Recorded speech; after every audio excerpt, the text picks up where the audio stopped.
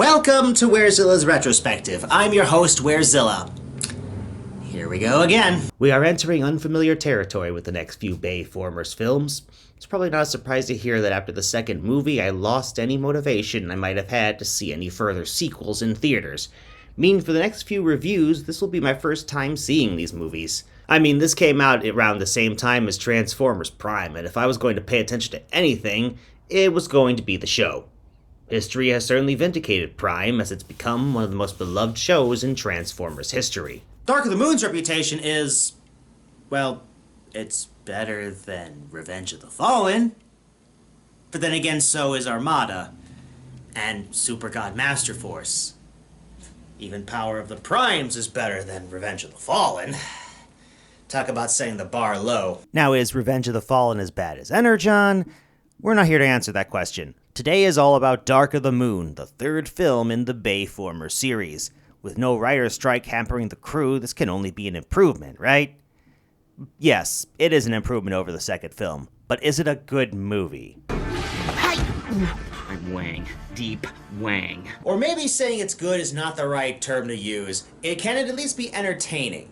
I mean, I can enjoy a bad film up to a certain extent. Depends on how funny it is. Of course, the last two films tried to be funny and failed. I don't like those odds, but that has never stopped me before.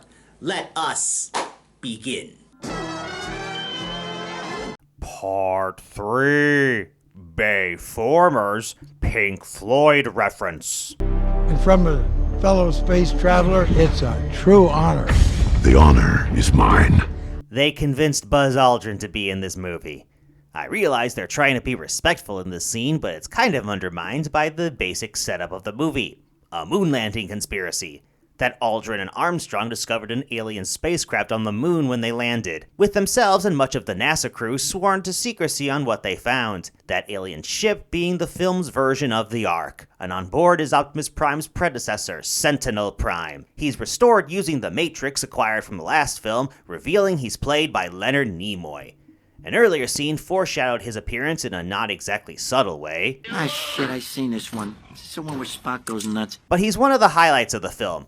In direct contrast to the Fallen, a one-note character and a waste of Tony Todd's talent, Sentinel Prime is given more nuance, and a lot of it is thanks to Nimoy's performance. It is your right to lead us again. In a world I do not know, I am no longer your teacher, Optimus. You are mine. He reveals his ship has special pillars intended to create a space bridge originally meant to evacuate Cybertron during the war. Seeing as Sentinel is the only one who can activate the space bridge, the Autobots make it their priority to protect him from the Decepticons. But there's one wrinkle in this plan. Hear my message, listen and fear. Danger comes, the end is near. Just like us, you soon will rust. All shall be turned to dust. That's right, he's joined forces with Megatron in a plot that mashes together elements from multiple episodes of the original show, starting with convincing humanity to turn on the Autobots, who in turn force them off of Earth, similar to the two-parter Megatron's master plan. However, here comes the biggest shock of the film series so far. I think this plot point is handled better in the film than in the original show. This is bad comedy. Yeah, that demands an explanation, I know. Sentinel's betrayal makes the Autobots look like a liability, so it makes a little more sense that humanity would give in to Sentinel's demands, that they force the Autobots off Earth. Which of course leads to the Decepticons having free reign over Earth as they attack my home city of Chicago. Good luck covering up this one, government. Which leads to the next phase of their plan. Use the space bridge to transport Cybertron closer to Earth, inspired by the original series 3-parter The Ultimate Doom. They even plan to use humanity as slave labor to collect Energon, though we see them killing a lot more people than anything else. Oh yeah, there's also the part where they go to Washington, D.C. and Megatron vandalizes the Lincoln Memorial so he can use it as a throne. He's done that before. It's neat to see, and I admit I was engaged in this part of the plot. But this is only half the story, because the other half involves... My hero needs to wake up.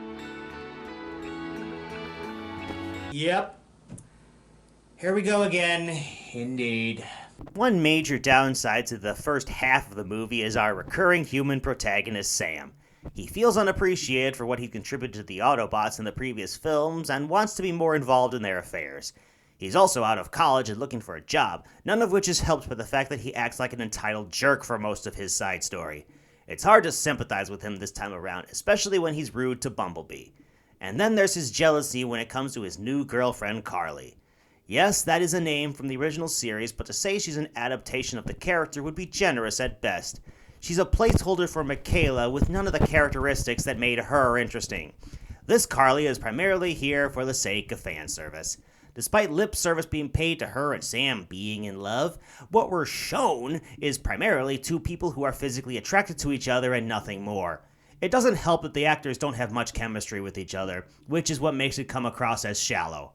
Of course, the reason they care so much about each other is because Carly's role was clearly written with Michaela in mind. She starts off getting a job with a car collector of all things, and the fact that Sam is willing to rush into the ruins of Chicago to save her when she's captured is clearly supposed to be a continuation of their I love you subplot from last time.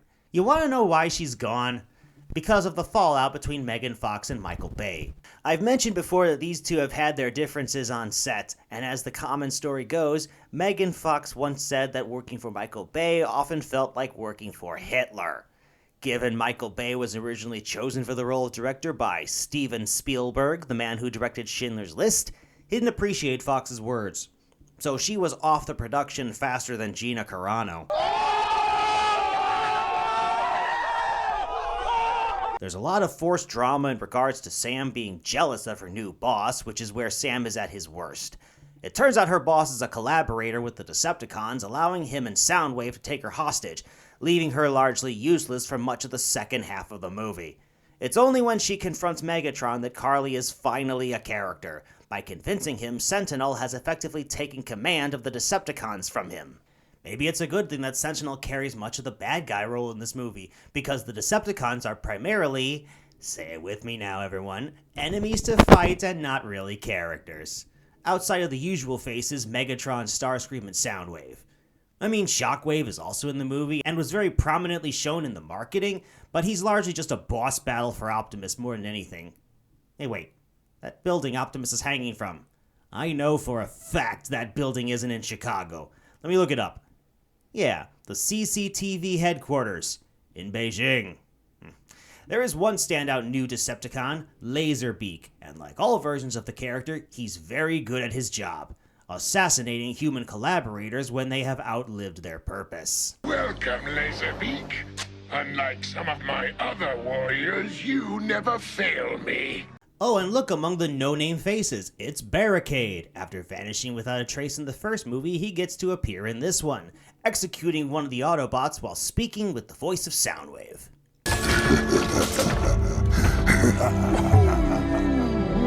As far as new Autobots are concerned, yeah, there's some new ones, but they're primarily here to promote their toys. Arguably, the standout ones are the new little guy who hangs out with Wheelie, being, well, I want to say comic relief, but they're not all that funny. As well as the Autobot's inventor, who was apparently supposed to be Wheeljack, but everyone refers to him by the in-universe name Q, named after the James Bond character. Right. He's largely memorable due to the flub involving Barricade. Apparently Soundwave was the one who killed him in an earlier version of the script, and Frank Welker recorded the lines, but in the final cut, a different Decepticon pulls the trigger, resulting in this weird error. I'd love to say it's typical of a Michael Bay movie, because it is, but I gotta be honest and admit this kind of thing happened in the original series on a regular basis. Of course, the way this movie is put together deserves its time in the spotlight. I might sound a little repetitive here, but this is one of the more consistent aspects about the Bayformers Film Series. Once again, the CGI of the Transformers is convincingly depicted. Some shots are starting to show their age, largely when they're showing CGI people instead. However, it's hampered by the editing during action scenes, which once again are far too close to the characters for comfort. With the scene inside the collapsing tower in particular, seeing the characters continuously finding themselves at the top of the building no matter how many times they fall. And remember how I said the last half hour of Revenge of the Fallen was a non-stop action scene? Dark of the Moon's climax starts once everyone arrives in Chicago and doesn't take a breath once, resulting in a very fast-paced second half of the movie. whereas the final fight with Optimus and Sentinel Prime is very quick, leading to an abrupt ending. I don't think the pacing is the strong suit for this series as a whole. Speaking of the final battle between these two, this is where I have the most troubled feelings about this movie. After hearing Carly's words, Megatron decides to take charge and attack Sentinel during his fight with Optimus. He then offers a truce, and in an earlier version of the movie's script, Optimus accepted his offer, which is how this scene plays out in comic and novel adaptations. In the movie, however...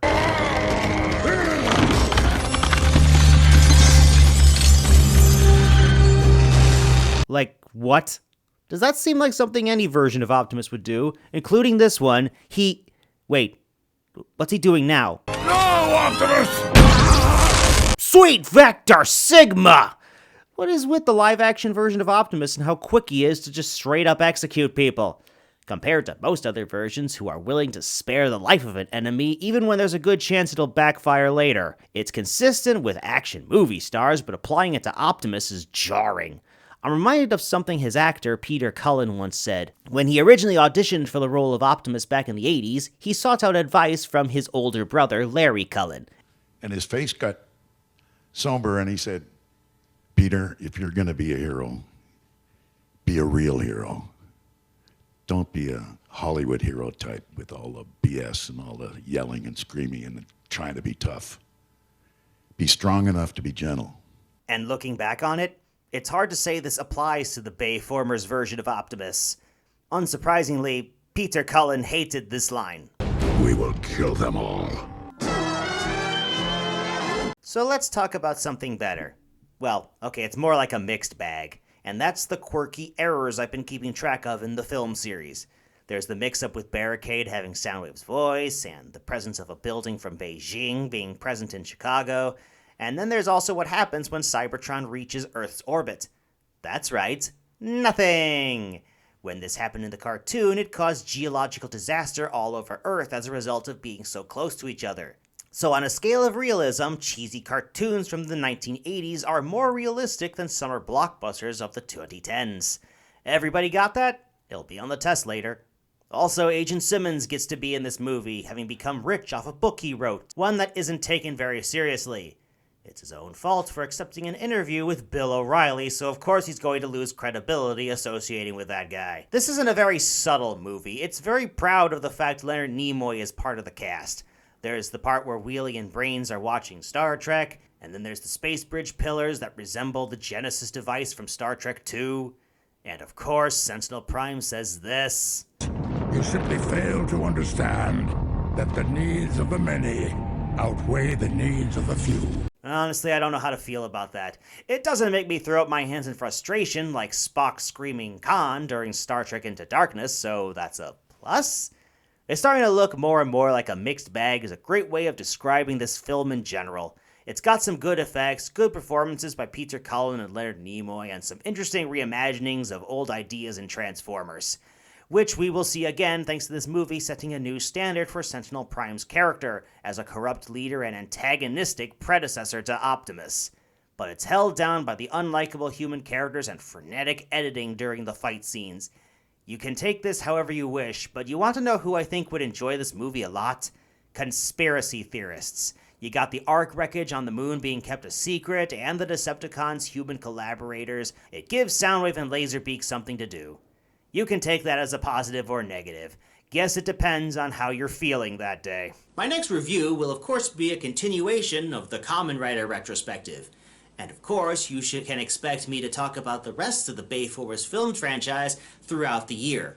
I'm looking forward to it, and I hope you are as well. We're gonna do whatever we can. Make it like it was. You will always be My friend.